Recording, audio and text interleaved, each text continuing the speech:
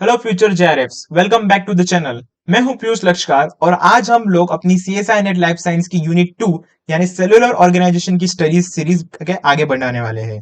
दोस्तों, अगर आपने इस सीरीज का पिछला वीडियो नहीं देखा है जो passive transport and transport kinetics पर था, तो यहाँ ऊपर आई बटन पर क्लिक करके उसे जरूर देख लीजिएगा, क्योंकि वहां से आपका ट्रांसपोर्ट मैकेनिज्म्स का फाउंडेशन बिल्ड होगा, जिसके बिना आज का लेक्चर समझना थोड़ा मुश्किल हो सकता है। लेकिन आज अगर आप रेडी है तो चलिए आज के लिए हाईली स्कोरिंग टॉपिक्स को शुरू करते हैं। आज का हमारा टॉपिक है active transport and membrane pump. पिछले वीडियोस में हमने पैसिव ट्रांसपोर्ट देखा, पर एक्टिव ट्रांसपोर्ट बिल्कुल इसका उल्टा होता है। एक्टिव ट्रांसपोर्ट में मूवमेंट हमेशा कंसंट्रेशन ग्रेडियंट के अगेंस्ट होती है, यानी मॉलिक्यूल्स लो कंसंट्रेशन से हाई कंसंट्रेशन की तरफ मूव करते हैं, जिसके लिए एनर्जी की रिक्वायरमेंट होती है, यानी कि यहां पर एटीपी का यूज होता है। एक्टिव ट्रांसपोर्ट को हम एनर्जी रिसोर्स के बेसिस पर दो मेन कैटेगरी में डिवाइड करते हैं, जहां से CSR match the following questions जरूर पूछता है। पहला है प्राइमरी एक्टिव ट्रांसपोर्ट और दूसरा है सेकेंडरी एक्टिव ट्रांसपोर्ट। चलिए दोनों को डीप में समझते हैं।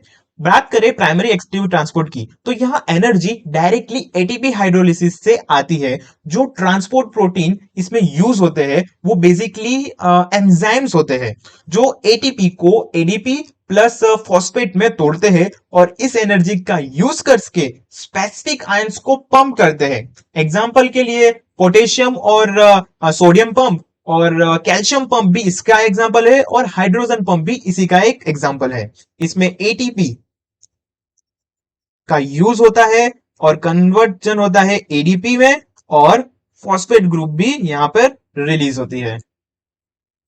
अब बात करते हैं सेकेंडरी एक्टिव ट्रांसपोर्ट की। यहां एटीपी का डायरेक्ट यूज नहीं होता है, यहां एनर्जी इनडायरेक्ट मिलती है। तो देखते हैं कि ये इनडायरेक्ट एनर्जी मिलती कैसे है। ये किसी एक आयंस जैसे कि पोटेशियम या फिर सोडियम या हाइड्रोजन आयंस के जो इलेक्ट्रोकेमिकल ग्रेडियंट पर ये रिलाय करते हैं, जिससे पहले किसी प्राइमरी पंप्स ने बनाया था। अब क्या होता है इसके अंदर कि एक आयन अपने ग्रेडियंट के हिसाब से डाउन हिल जाता है और उसकी एनर्जी का यूज करके दूसरा सोल्यूट अपने ग्रेडियंट के लिए उसके अगेंस्ट यानी अपहिल ट्रांसपोर्ट करता है। एग्जाम्पल के लिए सोडियम ग्लूकोज सिंपोर्टर और सोडियम कैल्शियम एक्सचेंजर। एकदम सिंपल लैंग्वेज में कहूं ना, तो एटीपी का जो कन्वर्जेशन एडीपी और फॉस्फोरस में हो रहा है, तो वहां पे एक प्रोटॉन मोटिव फोर्स जनरेट होता है। अब इस प्रोटॉन मोटिव फोर्स का ही यूज करके सेकेंडरी एक्टिव ट्रांसपोर्ट अपना काम करता है, बस, और कुछ ज्यादा इसमें है नहीं। अब बात करते हैं 4 classes of ATP driven pumps की। प्राइमरी एक्टिव ट्रांसपोर्ट करने वाले पंप को 4 मेजर क्लासेस में बांटा गया है। पहला है पी टाइप एटीपीएस। बात करें पी टाइप एटीपीएस की, तो ये पंप ट्रांसपोर्ट साइकिल्स के दौरान एक हाईली कंजर्व्ड एस्पार्टेट रेसिड्यूज पर ट्रांजिएंटली फॉस्फोराइलेट होते हैं। एग्जांपल्स के लिए हो गया हमारा potassium sodium pump, calcium pump और gastric H plus and K plus pump. ये सभी पी टाइप एटीपीएस के एग्जांपल्स हैं। सेकेंड है V type ATPases. V stands for vesicular type.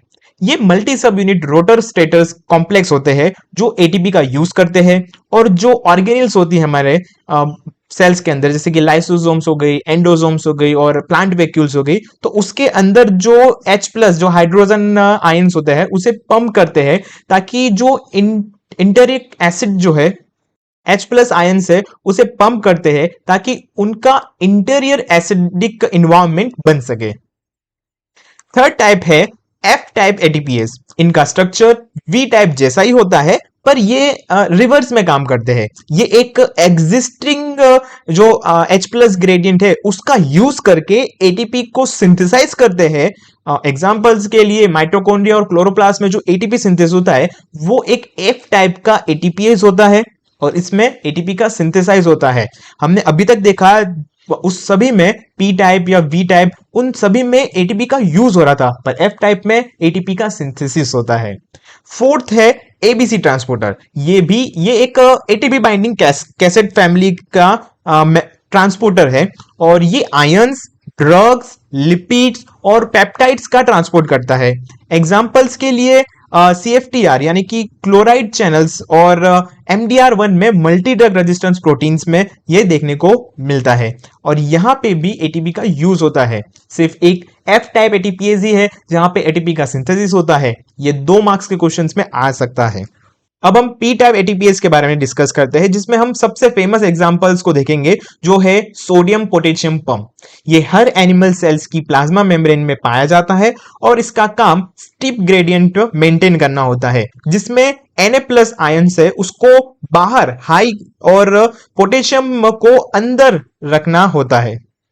इसमें हमेशा आपको याद रखना है कि एक एटीपी का हाइड्रोलिसिस करने पर 3 सोडियम आयंस आउट यानी कि बाहर की तरफ जाएंगे और 2 पोटेशियम आयन इन यानी कि अंदर की तरफ आएंगे, क्योंकि हर साइकिल में सेल्स के अंदर 3 पॉजिटिव चार्ज बाहर जाते हैं और 2 वापस आते हैं, यानी कि नेट 1 पॉजिटिव चार्ज का लूज हो रहा है।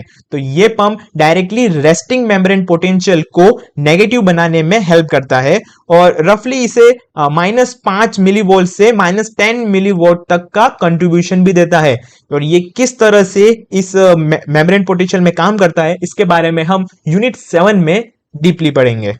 अब बात करते हैं Na+K+ पंप की मैकेनिज्म्स के ऊपर। CSIR में इस पंप के साइकिल में E1 और E2 स्टेट्स पर सीक्वेंस बेस्ड क्वेश्चंस आते हैं, इसे ध्यान से समझते हैं। सबसे पहले बात करते हैं E1 स्टेट की।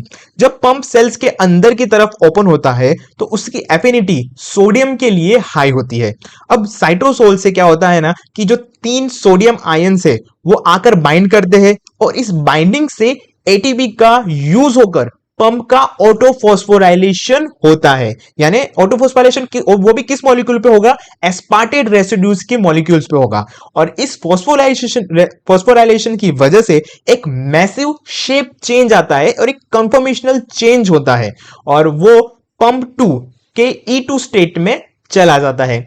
हमने इसके पहले वाले लेक्चर्स में हमने देखा था कि किस तरह से सोडियम आयन बाइंड होता है, फिर कंफर्मेशन चेंज होती है और उसके बाद सोडियम आयन अंदर आता था। सेम वही मैकेनिज्म यहां पे भी फॉलो की जाती है। स्टेट 2 में क्या होता है कि अब जो ये पंप सेल्स के बाहर ओपन होता है तो इस शेप में आते ही उसका जो सोडियम के लिए एफिनिटी है वो लो हो जाती है और वो तीनों सोडियम एक्स्ट्रा सेल्यूलर फ्लूइड में रिलीज हो जाते हैं, क्योंकि एफिनिटी यानी एफिनिटी डायरेक्टली प्रोपोर्शनल आएगी कि उसकी जो पकड़ने की जो क्षमता है वो कम हो गई। अब जैसे ही वो सोडियम आयन की जो अटैचमेंट की जो क्या कह सकते हैं उसकी बॉन्डिंग है वो कम हो गई, तो अब जो सोडियम आयन है वो वहां से रिलीज हो जाएंगे और रिलीज कहां हो गए? वो बाहर की तरफ, अंदर से वो बाहर की तरफ रिलीज हो गए। अब वही साइमल्टेनियसली इसके अपोजिट क्या होता है कि जो K+ आयन है उसके लिए उसकी एफिनिटी बढ़ जाती है। जैसे ही सोडियम की एफिनिटी घटी, सोडियम रिलीज हुआ और पोटेशियम के लिए उसकी एफिनिटी उसी समय इंक्रीज हो जाती है, तो बाहर जो पोटेशियम आयन है वो वहां आके बाइंड हो जाता है। और कितने मॉलिक्यूल बाइंड हो गए? 2 पोटेशियम के मॉलिक्यूल वो वहां पे बाइंड हो जाएंगे और वो बाइंड होके डीफॉस्फोराइलेशन की प्रोसेस करेंगे। अब जैसे ही डीफॉस्फोराइलेशन की प्रोसेस होगी, पंप वापस अपनी E1 स्टेट में आ जाता है। अब E1 स्टेट में आने की वजह से जो K+ आयन जो बाहर था वो अब अंदर की तरफ आ जाएगा और वो साइटोसोल में रिलीज हो जाएगा। अब बात करते हैं पी टाइप एटीपीएस के अंदर कैल्शियम पंप कैसे होता है, वो भी सेरका के अंदर। सेरका क्या रिप्रेजेंट करता है? सेरका रिप्रेजेंट करता है sarcoplasmic endoplasmic reticulum calcium ATPases represent कर रहा है वो। ओके, बात करें फंक्शन की तो इसका काम साइटोसोलिक कैल्शियम लेवल को एक्सट्रीमली लो यानी कि लगभग 10⁻⁻7 मोलर रखना होता है, जिसके लिए ये कैल्शियम को लगातार एसआर या ईआर, एसआर मतलब सैक्रोप्लाज्मिक रेटिकुलम और ईआर मतलब एंडोप्लाज्मिक रेटिकुलम के ल्यूमेन के अंदर पंप करता है, जहां कंसंट्रेशन बहुत ज्यादा हाई होती है, यानी कि 10⁻³ होती है अप्रोक्स। ओके, अब यहां पे क्या होता है कि मसल रिलैक्सेशन की प्रोसेस होती है। मसल कॉन्ट्रैक्शन हमेशा कैल्शियम रिलीज होने से होता है और रिलैक्सेशन के लिए सेरका तेजी से कैल्शियम को वापस सैक्रोप्लाज्मिक रेटिकुलम में पंप करते हैं। ये पंप एक एटीपी का यूज करते हैं और 2 कैल्शियम आयन को ट्रांसपोर्ट करता है, और ये भी सेम E1 और E2 फॉस्फोराइलेज साइकिल्स को फॉलो करके ये पूरी की पूरी प्रोसेस करता है, जो अभी हमने यहां पे पोटेशियम और कैल्शियम के केसेस, पोटेशियम और सोडियम के केसेस में देखी। चलिए अब बात करते हैं सेकेंडरी एक्टिव ट्रांसपोर्ट की। सेकेंडरी एक्टिव ट्रांसपोर्ट में बात करेंगे सोडियम और ग्लूकोज सिंपोर्टर्स की। इस सेकेंडरी एक्टिव ट्रांसपोर्ट का एक सबसे क्लासिकल एग्जांपल है SGLT। लोकेशन की बात करें तो ये स्पेसिफिकली इंटेस्टिनल एपिथेलियल सेल्स और किडनी के प्रॉक्सिमल ट्यूब्यूल्स की एपिकल मेम्ब्रेन्स पर मिलता है। मैकेनिज्म्स की बात करें तो ये ग्लूकोज को उसके कंसंट्रेशन ग्रेडियंट के अगेंस्ट सेल के अंदर ट्रांसपोर्ट करता है, पर इसके लिए वो सोडियम की हेल्प लेता है, जो अपने स्टिप इलेक्ट्रोकेमिकल ग्रेडियंट के अलोंग साइड मूव करता है। क्योंकि ग्लूकोज और सोडियम दोनों ही एक ही डायरेक्शन में मूव करते हैं, इसलिए इसे सिंपोर्टर या को ट्रांसपोर्ट भी कहा जाता है।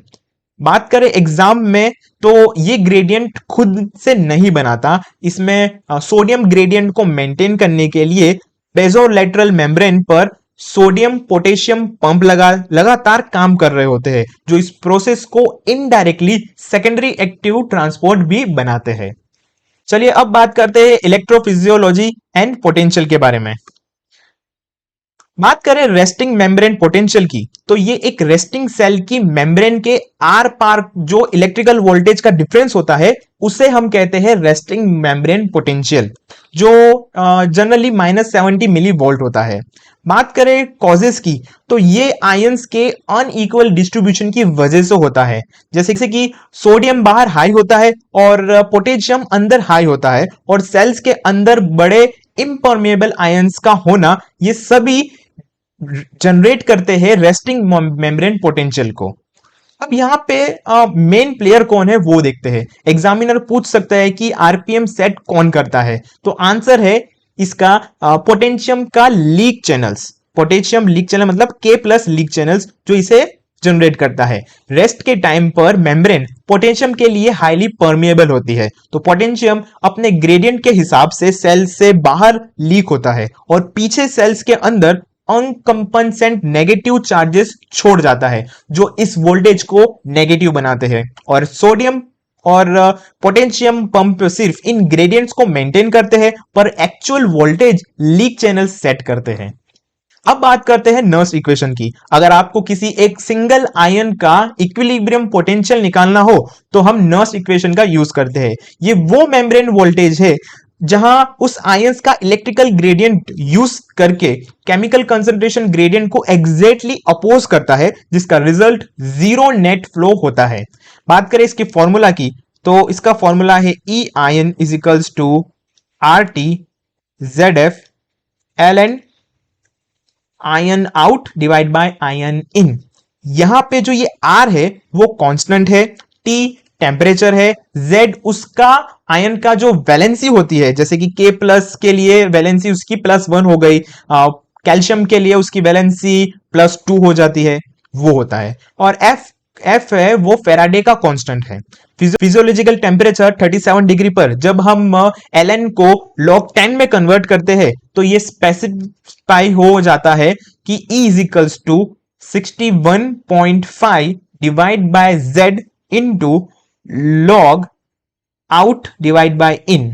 यानी कि क्योंकि फिजियोलॉजिकल कंडीशन में टेम्परेचर क्या होता है 37 डिग्री सेल्सियस, वो 37 डिग्री सेल्सियस की वैल्यू और R की कांस्टेंट की वैल्यू डाल दो, तो आपको ये और फेराडे कांस्टेंट की वैल्यू आप यहां पे पुट कर दो। ये सारी वैल्यू आप जब पुट कर दोगे तो लास्ट में जो आपका फॉर्मूला नया बनता है वो बनता है 61.5 डिवाइड बाय Z, और बाकी का जो पीछे का जो फॉर्मूला है ln ion out divide bye ln out in, वही सेम टू सेम रह जाता है। लेक्चर के एंड में ये लिस्ट आपके लिए एक एब्सोल्यूट गोल्ड माइन है। CSIR पार्ट C में इनहिबिटर्स को उनके टारगेट और कॉन्सिक्वेंस से मैच करने का क्वेश्चंस लगातार पूछता है। बात करें सबसे पहले आउबेन की, तो ये सोडियम पोटेशियम पंप को एक्स्ट्रा सेल्यूलर K+ साइट यानी पोटेशियम साइट पर बाइंड करके इनहिबिट करता है। इससे सेल्स के अंदर सोडियम बंद हो जाता है और सेकेंडरी एक्टिव ट्रांसपोर्ट फेल हो जाता है और सेल स्वेल होकर लाइस हो जाती है और मर जाती है। सेकेंड है डायगोक्सिन।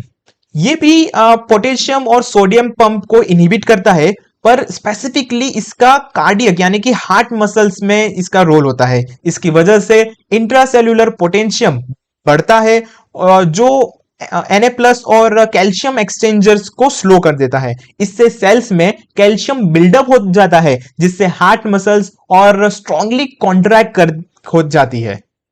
थर्ड है टेट्रोडॉक्सिन। फिश में पाया जाने वाला ये toxin voltage gated potassium channels के पोर को फिजिकली ब्लॉक कर देता है। इससे एक्शन पोटेंशियल बनना बंद हो जाता है, जिसका रिजल्ट होता है पैरालिसिस। एंड फोर्थ है थेप्सीगार्जिनिन। ये डायरेक्टली सेरका पंप यानी कि कैल्शियम एटीपीएस को ब्लॉक कर देता है। इससे रेटोप्लाज्मिक और एंडोप्लाज्मिक रेटिकुलम्स के कैल्शियम स्टोर्स में डिप्लीट होना हो जाता है।